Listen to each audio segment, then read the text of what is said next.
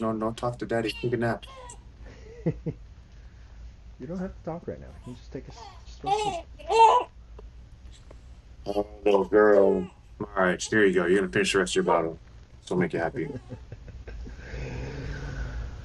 Look at her.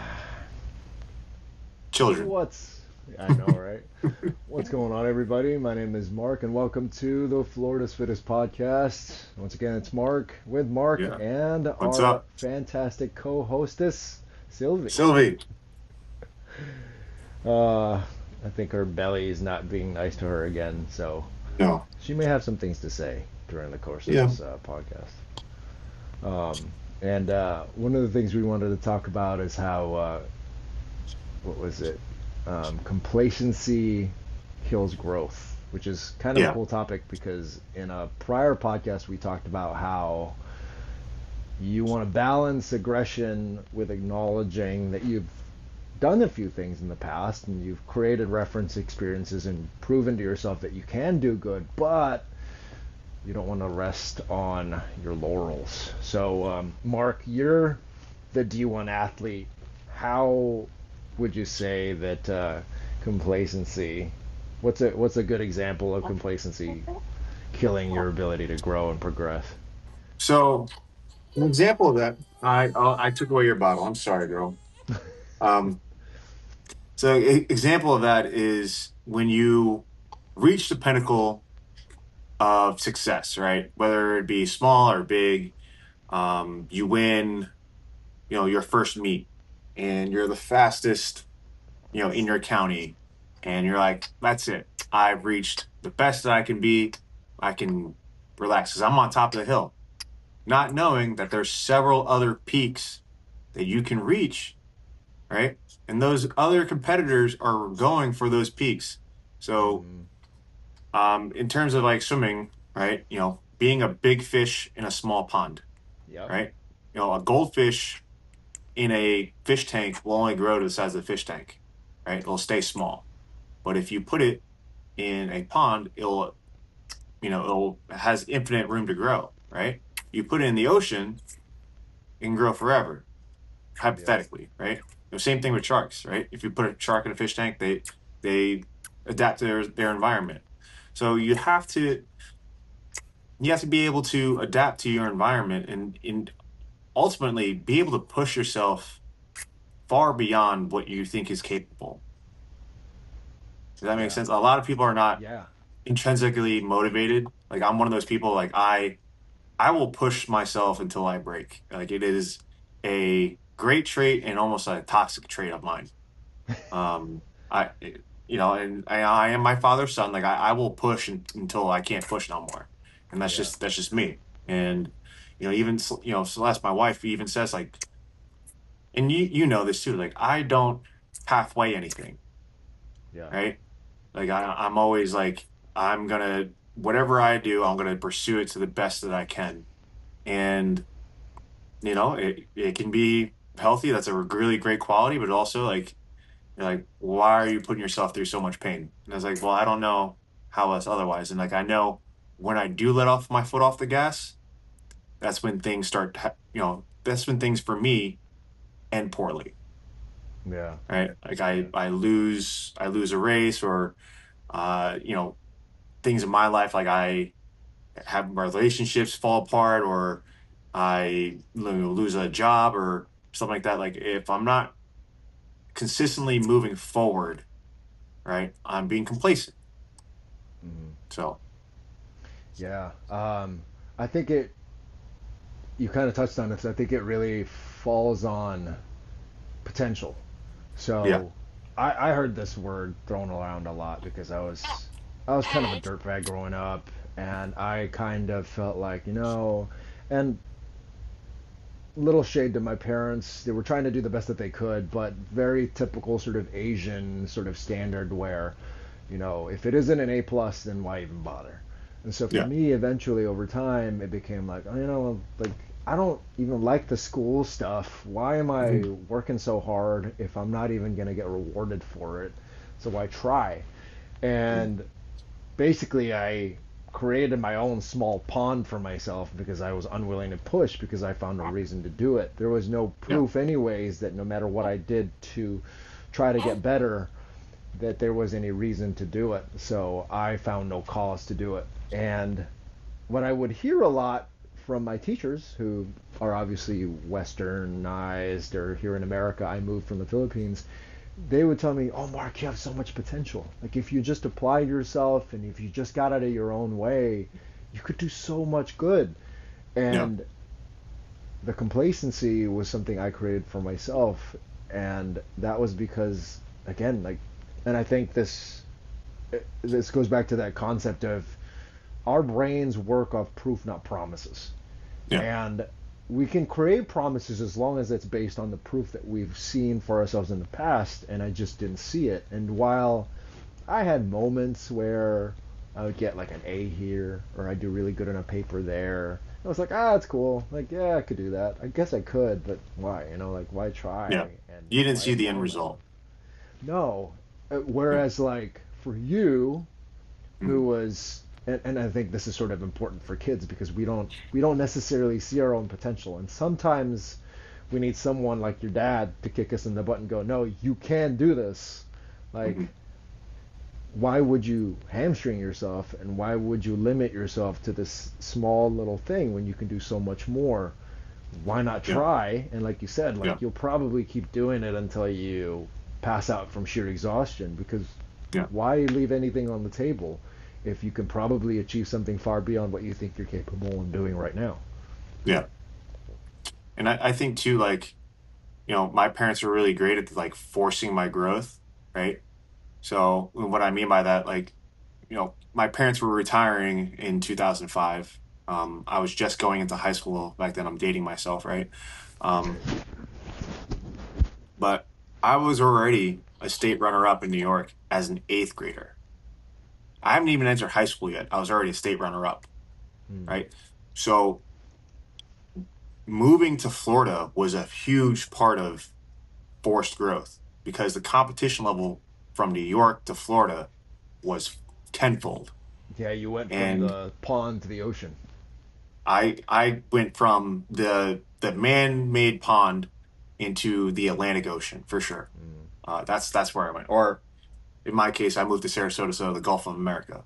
I got Hmm. thrown in there with the sharks, and Yep. I had to fend for myself, and it was a huge learning experience and a huge obstacle that I knew if I got over it, it would open up so much doors and so many more peaks for me to reach. Um, I've told this story 100 times. Like my first week in Sarasota, I wanted to quit because the practices were hard. I was getting beat by girls literally half my size. Um, and my coaches were, riding me. Coach Brown was like, he's like, "You were a state runner up in New York." He's like, "Are you serious?" That's cute. I'm like, "Yeah." So it's a huge like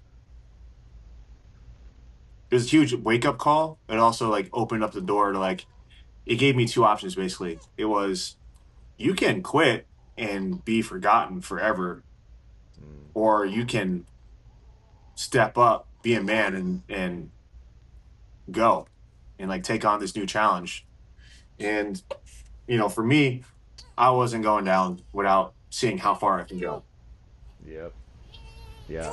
And I think that's an important piece, is the willingness to see what you're capable of doing. Because I think for most people, I think you go and see like an Avengers movie, a Captain America movie, Tony, like an Iron Yeah, Man movie. I think you see a superhero movie and you come out of there and go, wow, like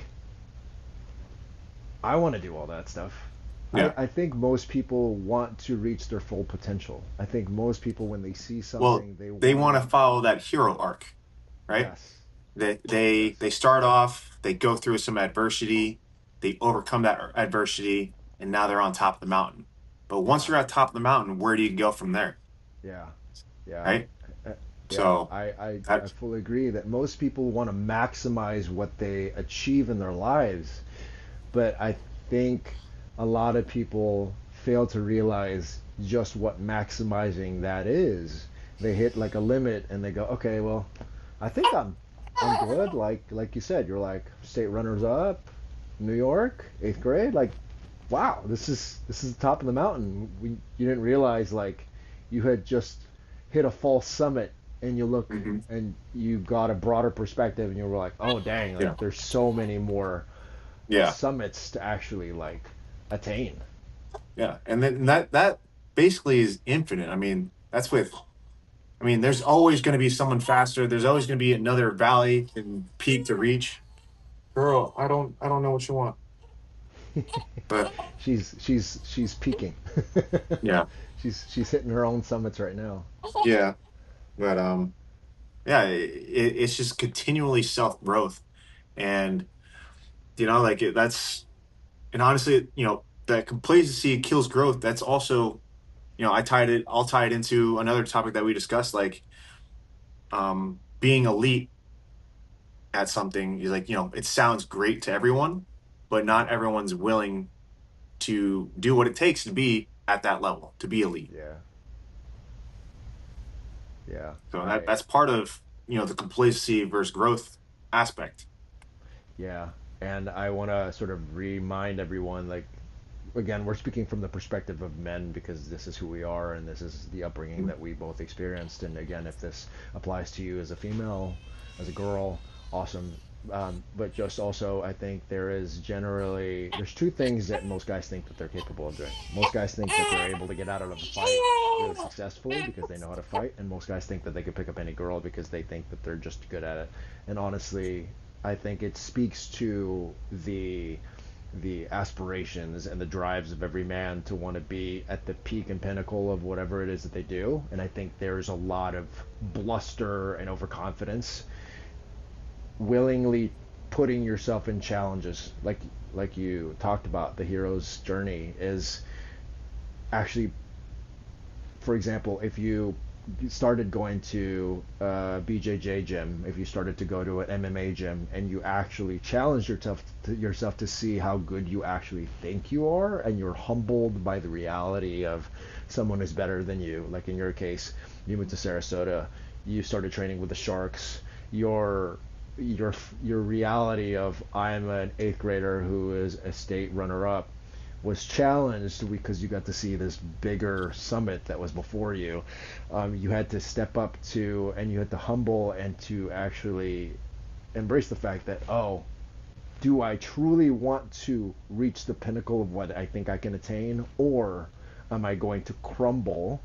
You can either humble yourself and accept that there is a greater challenge before you, or you can crumble before the challenge and accept this is about as far as I'm going to go. And I think for most people, if you find yourself with that overconfident bluster, that arrogance, I think you should be willing to step to that challenge so that you can find the next stage where you humble yourself. You find the next uh, false summit where you can realize, okay, there is so much more to be attained. Absolutely. And just speaking on, you know, I can't speak for the girls' experience, but training with girls who've been elite or who have achieved greatness, right? And the girls that are in my program that are actively working on being great and being elite, Mm, they are the first ones to do everything they can to maximize their potential. yeah. You it's a little, we talked on the other episode about, different motivations for athletes, like how I have to talk a little softer to the girls, but the boys, I can be like, hey, I need you to get up in that guy's face and run him over and all this, just being aggressive, right? So for the girls, they're very methodical and very um they like having all their tools in their basket. So they'll maximize their nutrition before any guy would. They'll maximize their dryland technique, right? So their dryland exercises, they'll take super serious, like their running, their core training, even their pull-ups, they'll take super seriously before the guys will, right? At an earlier age to maximize their potential.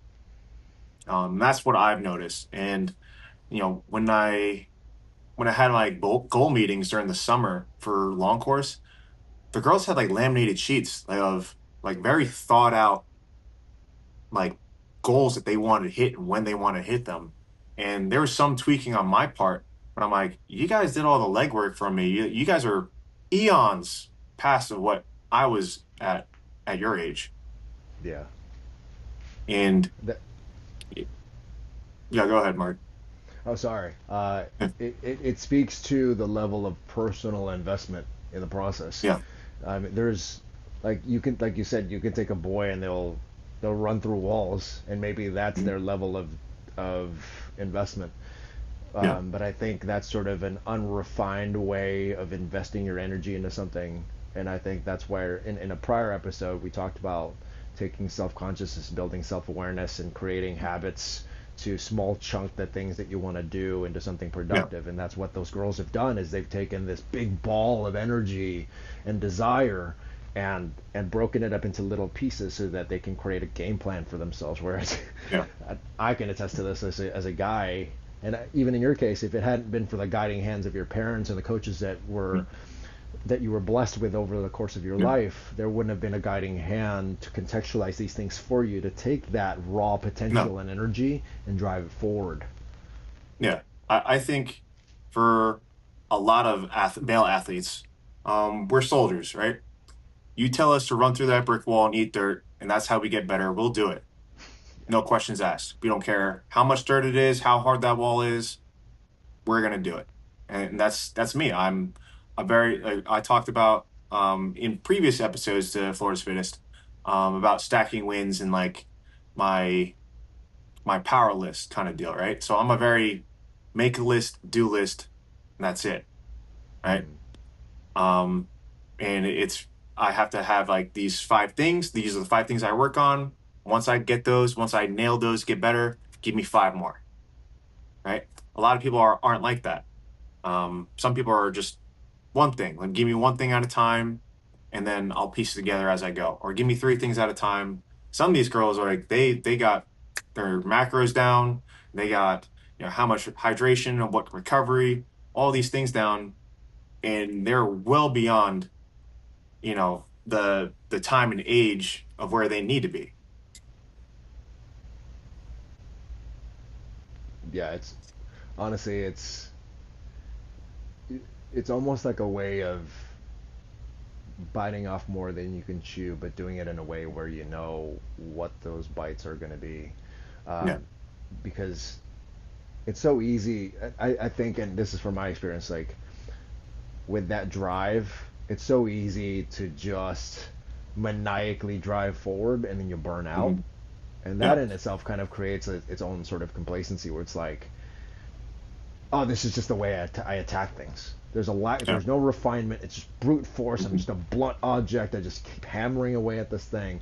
But that in itself is a form of complacency. And you speak to a lot of being what an elite level athlete is, and squeezing out those small 1% is about the 1% progressions that you create on your day to day. So I think to make this more actionable for most people, it's to sort of to get away from complacency and to focus more on forward progression and not to get lost in um, deliberation and like overthinking, because overthinking Mhm. can be a problem too.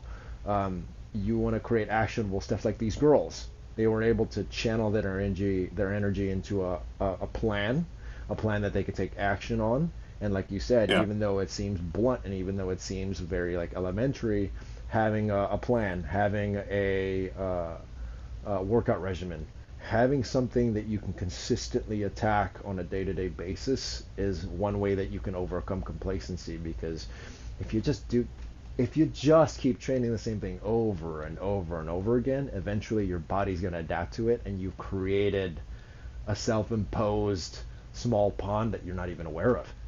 Yeah. Well, that's how you plateau. And then if you're not aware that you're plateauing, like you never know how much potential you have. I mean, you're gonna have to shift your paradigm to something greater. Um, and yeah, like you like we were saying, like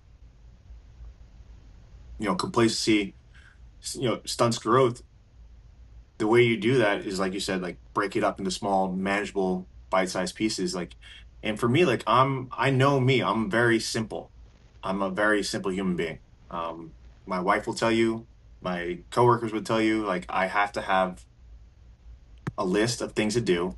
And then once the list is complete, give me another list and I can do that. I can't do like 10 things at a time, but give me five that's digestible for me. And I Yeah. can do that.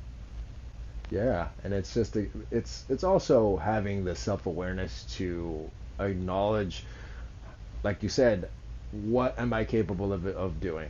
And girls talk about this all the time. I get this a lot, and it's not a negative thing. Girls are Mhm. just they have, because of their hormones, estrogen just creates a diffuse awareness. This is something I picked up off of Alison Armstrong.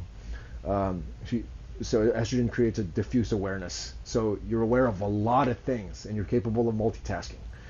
And the thing that I've Yeah. always been challenged by a lot of women, a lot of females, is that they say, "Oh, you're so simple. You're such a blockhead." And it's like, because Yeah. that's I can't exactly. multitask. No, No, I I'm can't. made to do one thing at a time. Yep, and that's okay.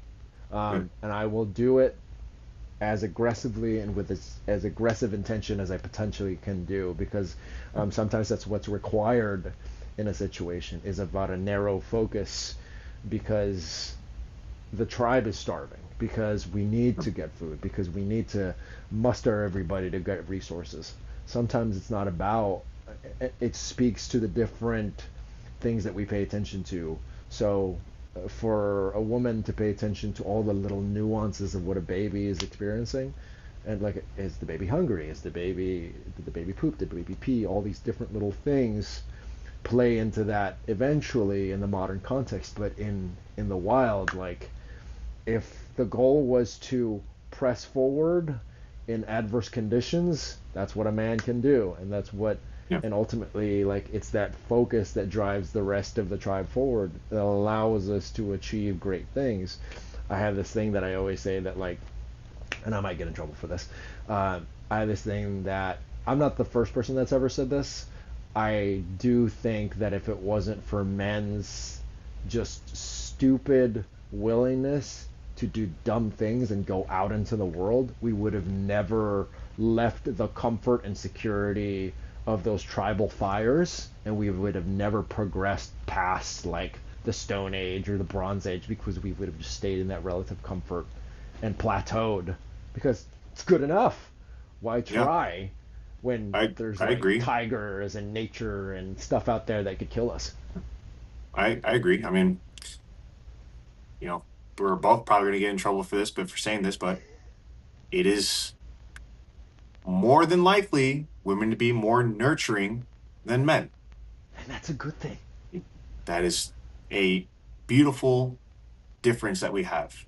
Yes. So therefore, they take care of the babies better than we do. Like I Yes. can't tell you how many times I asked Sylvie, "What do you want?"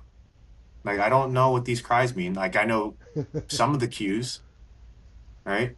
But even like they say, like there's biological differences when, or biological changing when your wife is pregnant. That happens to the male, right? You develop more prolactin. You gain a little, like the dad bod weight is a true thing because you're building up energy for those restless nights. Yep. And that's why like it's more important for you to stay more active and have that exercise time. And I know we're going way off topic of being complacent and being elite, but this is a good segue into another conversation. Um, but yeah, like there's biological changes that happens, and we do get a little more attuned to the baby, but not to the level that the woman has, where she's carried the child for 9 months and she Mm-hmm. knows almost like a telepathic link of my baby's up or Yeah. something's wrong, or their heightened awareness, like their hearing is heightened, and like the baby's crying in the other room across the house. Like Yeah. I'm like, I don't hear anything, and she's like, yeah, baby's crying, I got her, and she Yeah. knows that. Like I'm not attuned to that, and that's the beautiful difference. But I hear things at night to where I'm like, hey, stay in bed. Let me go check it out. Like danger protecting my family. That's something that a man a guy is wired to do. Yeah. So, Well, no, I agree with you. I think, if men were complacent and did not have that drive to seek and discover and conquer, we would be plateaued at our little fires and in our caves, and that would be yeah. the end of humanity. Nice. That was a good reeling it back in. That was that, and Yeah. yeah, I was gonna say the same thing. It's like it's that complementary capacity between men and women is actually um, we can develop complacencies within that. It's just it's a Did you have a question, Sylvie? Do you have something to no. add? No, you don't. She's You like just wanted to praise Jesus. Dad Okay. does a good job. Dad does a decent job. She's giving props to Dad. It's like Yeah. Well, she like raises her hand, like she raises both hands up, and I always tell her praise Jesus. So she's doing it right now. See, in the night. stretching. Yeah. Nice. Yeah, Yeah. it, it seemed like a little tangent that we took there, but it actually very much applies, and it's just an acknowledgement of what we're capable of, because we can find ourselves in plateaus, and we have to be able to discover, here's the thing, like while on the outside, our physical fitness and the things that we were doing at the gym and the 20 rep squat was cool, but it was kind of a plateau in our lives. It was kind of a level of complacency in our lives where we got comfortable. And like you said in a prior episode, you had to suffer and grow past that stage of yourself to now Yeah. find yourself this next level of Yeah. of I your had own. to challenge myself and do something hard in order for me to get over the hump. Whether physical growth is something that I'm very attuned to. So that 20 rep squat, 75 hard, like all these different challenges, um, it really Comes pushed easy. me. It comes easy because it's something that I'm familiar with, right? Yeah. So like, when I was swimming, like back in the day, it would be, 2 a days, and then winter training. It's like, who's going to do the most 3 days?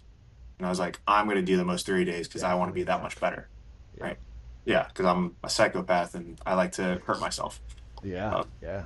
But but then the where you have to defy your own plateaus and push against your own complacency is yeah, um, you have to willingly go against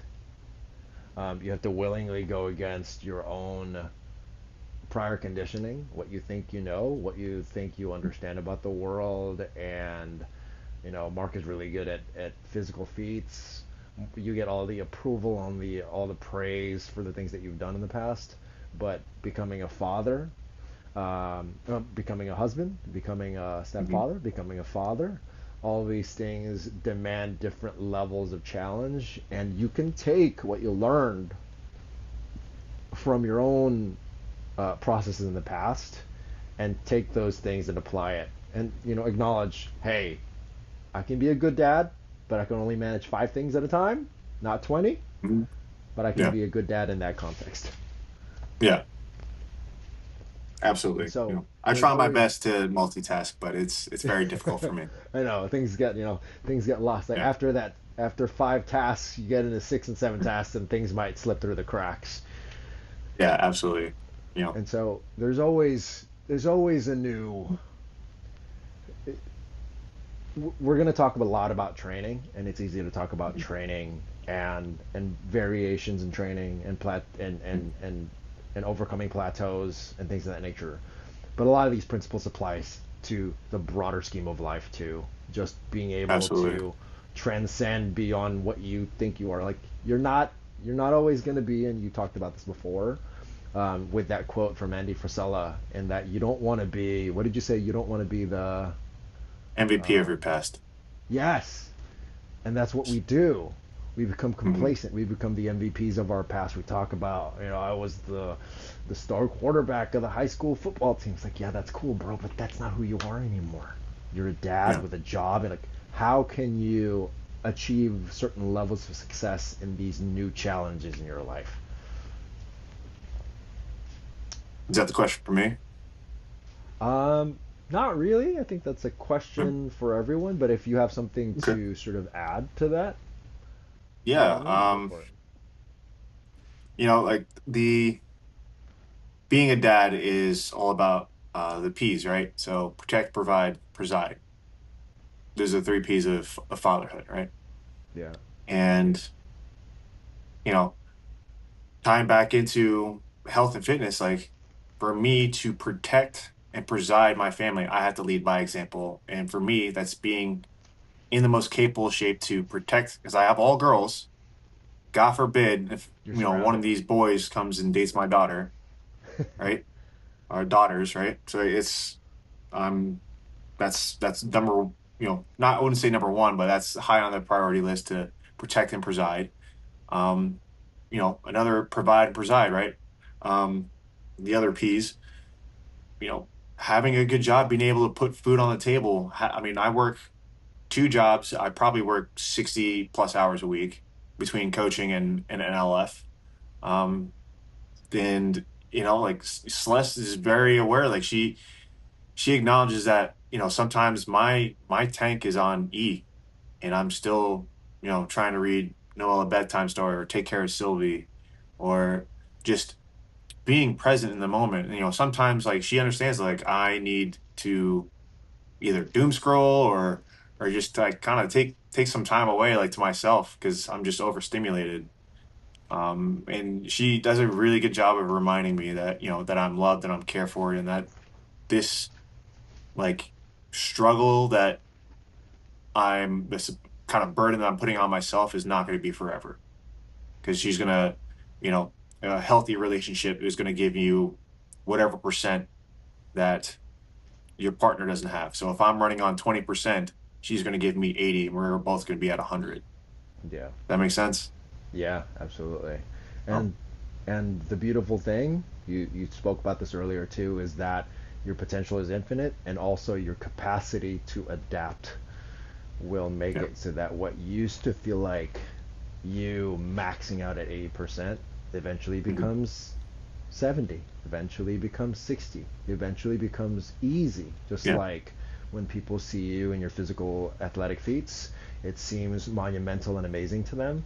But if they just take on those challenges, take on the hero's journey, they too can also become, they can write their own stories and become just as good, if not better, if they just put in the time to strive to hit their own potentials. Absolutely. Yep, and it applies all across the board to life. It's just that you have to have the humility, and this is probably something we should discuss at some point. Is just you have to have the Yeah. humility to accept I'm gonna suck for a period of time. It's gonna be the most difficult thing for a period of time. Um, but as long as I keep at it, keep consistent, and I keep progressing forward willingly, I'm going to get better, and this is going to get easier. Well, that's the again, that was my entire athletic career. Like got to, I started off in one sport, and like I told you, like I had to work extremely hard in everything I did, right? I had some talent in swimming, because my mom swam, but I wasn't like the fastest right out the gate. I had to work at everything, right? So there's going to be a time where you suck, and you have to either decide whether or not you want to step in or get out. Yep. And I I go headfirst into everything I do. I really try to do things the best of my ability all the time. Um, and I got really good, and then did CrossFit, got pretty good at that. Then I did Jiu-Jitsu.